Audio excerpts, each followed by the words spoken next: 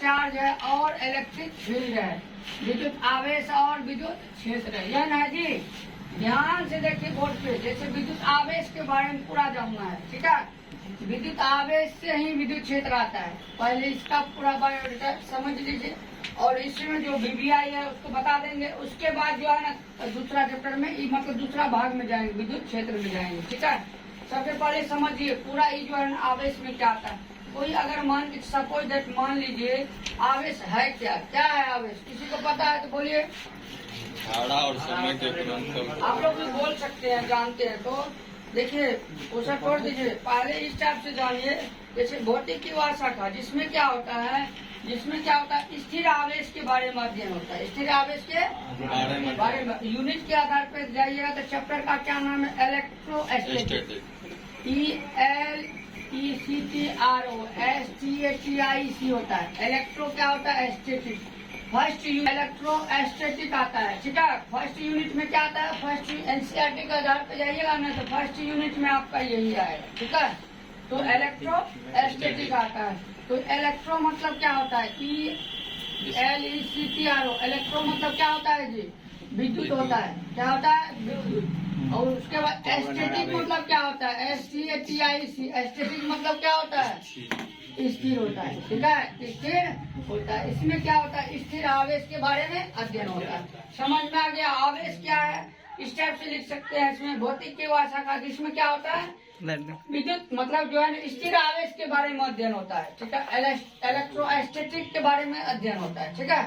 स्थिर आवेश के बारे में क्या होता है, अध्ययन होता है, जिसे हम क्या कहते हैं, विद्युत आवेश कहते हैं, ठीक है। तो देखिए इसका बहुत सा तरीका है, डिफाइन करने का बहुत तरीका है। इसको देखिए, जैसे मान के चलिए आवेश को हम Q द्वारा सूचित करते हैं ना जी। Q बराबर क्या होता है, IT। पढ़े है ना जी, Q बराबर IT। Q बराबर और कुछ होता है, NE भी होता है ना जी। Q बराबर क्या होता है जी, और बोलिए कोई विद्यार्थी, IT। अरे IT तो लिखा हुआ है। Q बराबर NE होता है। Q बराबर और क्या होता है, Q बराबर देखिए F/E भी होता है। Q बराबर आपका क्या आ जाएगा, W/V भी होता है ना जी। तो इतना देखिए सब जो है ना आवेश के बारे में आप डिफाइन इसके आधार पे कर सकते हैं। ज्यादातर यूज कीजिएगा क्या चीज का, इस सब का उतना नहीं कीजिएगा, ज्यादातर इसका यूज कीजिएगा। जैसे यहाँ दिया हुआ Q क्या है आपका, आवेश है। एक एक पॉइंट समझिए, ठीक है। आई क्या है, आपका धारा है। क्या है, आई धारा है। T क्या आपका समय है, ठीक है। ऐसे भी डिफाइन आप कर सकते हैं, ठीक है। धारा और समय के गुणनफल को भी आवेश कहते हैं। धारा और समय के गुणनफल को क्या कहते हैं, आवेश कहते हैं, ठीक है। इसे क्या चीज द्वारा सूचित किया जाता है, Q द्वारा सूचित किया जाता है, ठीक है। Q आप कैपिटल में लिखिए, स्मॉल में लिखिए, कोई दिक्कत नहीं है, ठीक है, लिख सकते हैं। तो उसके बाद अगर कोई मान के सपोज मान लीजिए कोई पूछेगा इसका ऐसा ही मात्रक क्या होता है, इसका मात्रक क्या होता है, इसका ऐसा ही मात्रक आपका कूलम आता है ना जी, कूलम आता है। उसके बाद कूलम तो आता है, उसके बाद दूसरा मात्रक क्या, कूलम, या दूसरा मात्रक क्या होता है, धारा का एम्पियर होता है और उसके समय का सेकंड होता है। दूसरा मात्रक दर्शाइएगा, जैसे समतुल्य मात्रक होता है, ठीक है। समतुल्य मात्रक से भी आता है, कहीं लिखल रहता है उसमें, अगर कूलम नहीं है ऑप्शन में ही मिलेगा। धारा का मान के चलिए धारा का एम्पियर होता है, समय का S होता है। तो गुना आवेश बराबर क्या, धारा गुना समय होता है, एम्पियर गुना सेकंड होता है। कूलम या एम्पियर गुना सेकंड होता है। इसका विमीय सूत्र अगर दर्शाइएगा तो विमीय सूत्र क्या आता है, धारा का देखिए, धारा का तो एम्पियर होता है, ये तो लिखते हैं। और समय का क्या लिखते हैं, बीमा में। हमेशा याद रखिएगा जब बीमा ज्ञात कीजिएगा MLTA ही दर्शाना है, MLTA। या एक जगह पर आपका I भी हो सकता है, एक जगह पे आपका थीटा भी, ध्यान रखिएगा एक जगह पे थीटा भी होता है, ठीक है। M आपका द्रव्यमान होता है, मास होता है, ठीक ना। द्रव्यमान को M मानते हैं। L क्या है, लंबाई, चौड़ाई, ऊंचाई, परिधि, परिमाप, त्रिज्या, व्यास, दूरी, विस्थापन, सबको हम जिसका मात्रक मीटर होता है उसका डायमेंशन L लिखते हैं, ठीक है। समय का सिंपल T है। एक क्या है आपका एंगल है, कोण होता है, एंगल मतलब कोण होता है। तो उसके आधार पे आप थीटा दर्शा सकते हैं, उसके आधार पे आप आई दर्शा सकते हैं। अरे यहाँ तो ए बताते हैं, लेकिन क्वेश्चन बैंक जब उल्टा के देखिएगा तो उसमें आपको जो है आई कहीं मिलेगा, कहीं आपका जो है ना कहीं आपका थीटा मिलेगा, ठीक है। जैसे मैथ में कहीं सी रहता है, कहीं के मौजूद रहता है। कांस्टेंट मानते हैं ना, नियतांक मानते हैं, सी का वैल्यू 0 लेते हैं। तो उसी तरीका से कहीं के रहता है, कहीं सी रहता है।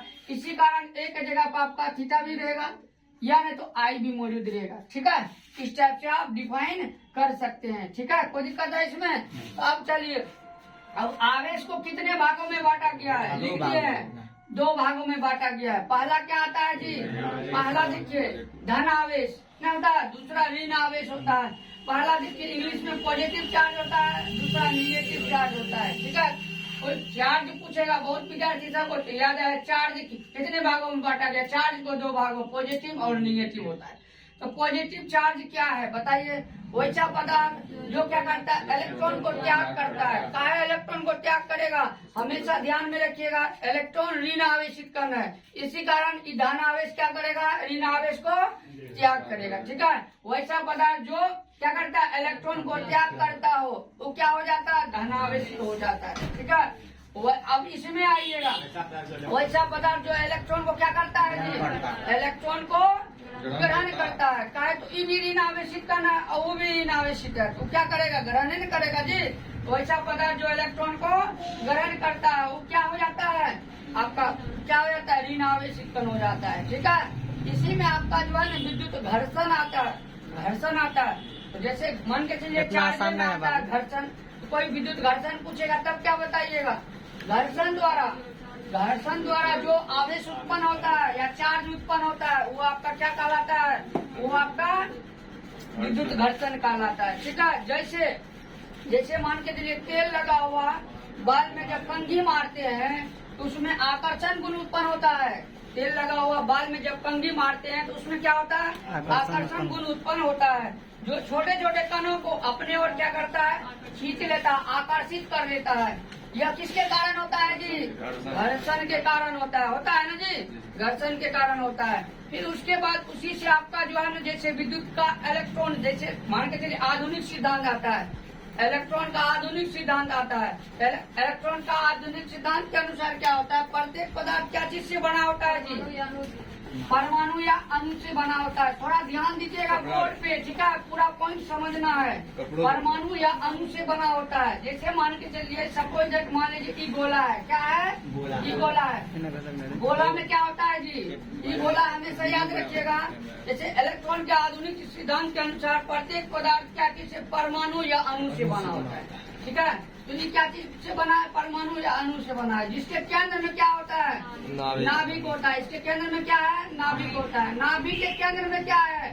नाभिक के केंद्र में न्यूट्रॉन और प्रोटॉन होता है, ठीक है। नाभिक कौन सा आवेश है? कोई पूछेगा नाभिक कौन सा आवेश है तो क्या बताइएगा? हमेशा याद रखिए धन आवेश है, ठीक है। तो इसके नाभिक के केंद्र में न्यूट्रॉन भी मौजूद है और प्रोटॉन भी मौजूद है। इसके चारों ओर भारी कक्षा में कौन चक्कर लगाता है जी? इलेक्ट्रॉन चक्कर लगाते रहता है। इलेक्ट्रॉन चक्कर लगाने के कारण ये ऋण आवेशित कण है, ठीक है, तथा प्रोटॉन धन आवेशित कण है।